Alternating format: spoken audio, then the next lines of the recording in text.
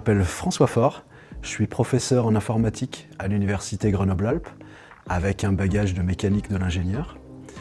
Et j'ai effectué des recherches sur le thème des jumeaux numériques pour le médical.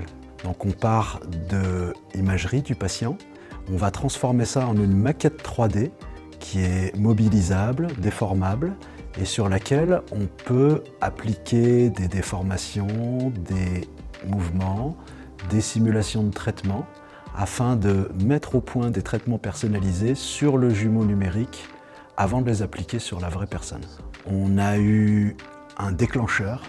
C'est un chirurgien qui, en voyant nos jumeaux numériques, nous a dit « Waouh, je veux ça pour communiquer avec mes patients. Je veux ces maquettes 3D pour leur expliquer leur pathologie, qu'ils s'approprient le traitement, qu'ils comprennent. » Et c'est donc comme ça qu'on a fondé Anatoscope sur cette idée de départ, améliorer la communication entre les soignants et les patients. Ça n'a pas marché du tout.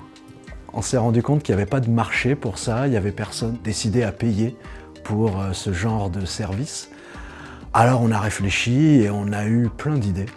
On a fait tellement de choses qu'à un moment on avait plus de 12 projets en même temps. C'était vraiment une exploration de toutes les possibilités de notre techno, qui était une grosse boîte à outils, très généraliste. Et finalement, on a identifié comme application principale, viable, les logiciels d'aide à la conception personnalisée de traitements pour les prothésistes, dans le dentaire et dans l'orthopédie.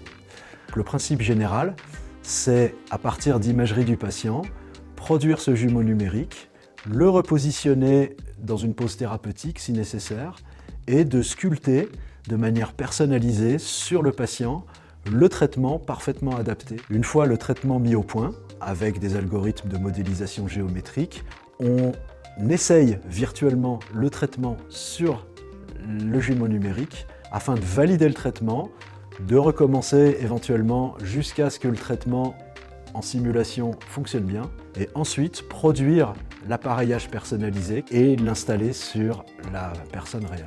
Floralis nous a beaucoup aidé au départ à démêler la propriété intellectuelle qui s'était enchevêtrée. Donc ça a été un vrai travail qu'on avait sous-estimé au départ, de démêler tout ça et de bien comprendre quoi est acquis et comment on peut avancer. Ils nous ont aussi présenté des partenaires industriels potentiels avec qui on a pu évaluer l'intérêt de nos travaux pour le marché. Un autre défi est d'accélérer commercialement. On a des clients pour l'instant, mais on a besoin de gros partenaires industriels avec une grosse base de clients pour pouvoir toucher rapidement beaucoup de monde. Et puis, technologiquement, on va chercher à utiliser de plus en plus les masses de données qu'on reçoit de nos partenaires et puis tout le travail qu'ils font à l'aide de nos logiciels pour, à l'aide d'intelligence artificielle, automatiser de plus en plus leurs tâches afin qu'ils puissent se concentrer sur l'essentiel.